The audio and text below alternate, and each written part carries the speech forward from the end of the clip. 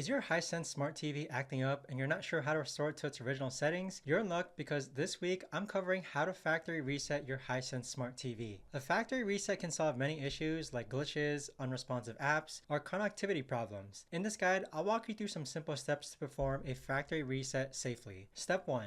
Access the settings menu. First things first, grab your remote and press the home button. Then navigate using the arrow keys and select the settings option. This is the gateway to customizing your TV and implementing essential changes. Step 2. Locate the storage and reset option. Once you're in settings, scroll down and find device preferences or settings in the menu, depending on the model. In this section, look for storage and reset. This is where you'll manage storage settings and resets. Select it to proceed to the next menu. Step 3. Select factory data reset. Under storage and reset, you will find the factory data reset option. Selecting this will bring you to a screen prompting you to confirm that you want to erase all the data in settings. Remember that a factory reset will erase all data, including installed apps, system updates, personal settings, and saved networks. Make sure you've saved any important information before proceeding. Step 4. Confirm the reset. If you're ready to proceed, select factory data reset and then choose reset everything when prompted. You might need to enter a PIN or password if you've set any for security purposes. After confirming, the TV will begin the factory reset process, which might take a few minutes. Step 5. Set up your TV again.